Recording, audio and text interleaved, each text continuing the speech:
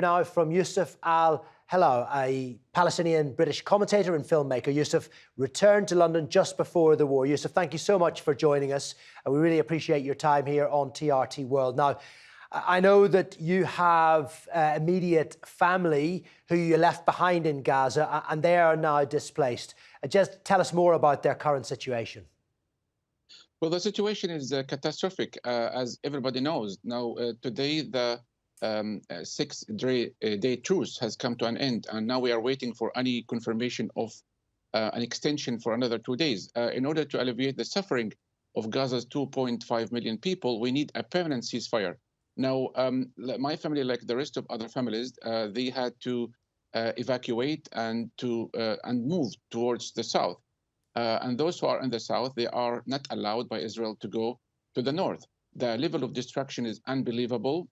There is a kind of shortages of everything. You could say it's a starvation war. People cannot find the food to buy, even though they have got the money. The water is in short supply. It's not suitable for human consumption. Bottled water is not available. Electricity is still cut. Now we are in the winter season. It's raining. People are struggling to keep warm.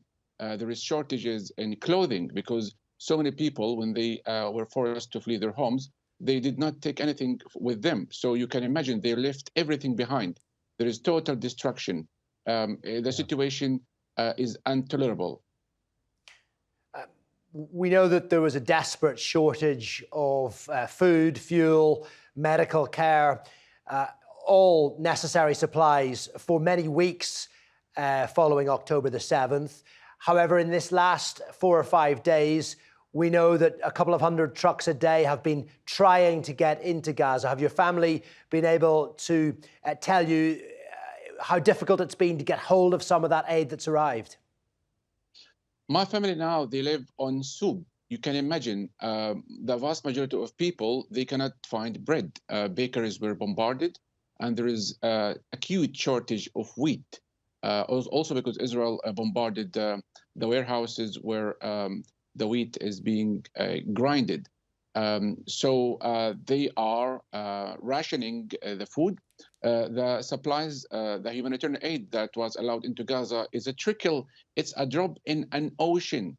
You're talking about 500 truck loads of aid was allowed in the past 50 days, whereas in normal situation, 600 truckloads of aid food was allowed in. Now, let me remind the viewers, the audience, that in Gaza has no airport. We don't have also a seaport. So anything has to come to Gaza, it has to come through Egypt. The nearest airport to Gaza is Al Arish airport, which is only 40 kilometers away from Gaza. Turkey sent 8, other countries sent 8, but there is a bureaucracy on part of the Egyptian, on part of the Israeli authorities. All these convoys have to be checked, and this also delays the delivery of this badly needed supply into Gaza. We know that communications have been patchy, they've been down at times. How difficult has it been for you to stay in touch with your family? And from a personal point of view, how challenging has it been for you, given that you're in London and in many ways helpless to help them? Yes, of course. We were worried about their safety because for over a week, we could not locate them. We were not able to communicate with them due to this power outages and also disruption of the internet service. Israel imposed a media blackout. We were in the dark, and obviously we were exhausted. We couldn't sleep like them. They couldn't sleep for the past 50 days of the war. It was a challenge. It was a challenge not only for us, it was a challenge for journalists who found obstacles to send their videos out of Gaza. Reporting was kind of mission impossible during those days.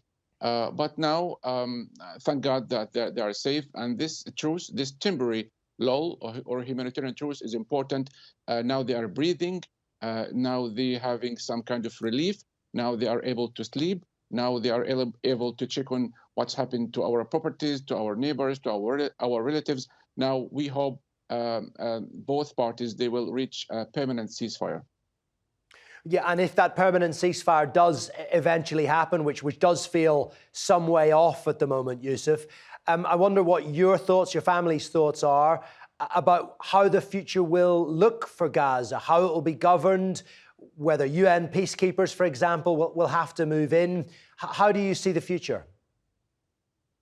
I think after this huge losses of, you're talking about 20,000 civilians killed, including 600 children, and you're talking about 1/3 of Gaza's houses were flattened to the ground. The northern part of Gaza is uninhabitable. Now, in terms of who's going to rule Gaza, I do not think Israel will be able to uproot Hamas, because if Israel kills one Hamas fighter, they are creating 100 fighters. I think the only solution to this tragedy is Israel must end its military occupation. Also, the international community must pressure Israel to allow Palestinians to rule themselves. I don't think Palestinians in Gaza would accept to see a presence of international force. I do not think they will accept any other solutions apart from Palestinians themselves, West Bank, Gaza, being one territorial unit. I don't think they will accept even the Fatah authority in the West Bank to come at the backdrop of an Israeli tank. I think Hamas maybe should be part of this equation because they are still powerful on the ground, and we've seen how they are handling the prisoner swap deal. Yousef, we really thank you for giving us your insight and for bringing us up to date with your family's situation. We wish them and indeed you all the best. Thanks for joining us.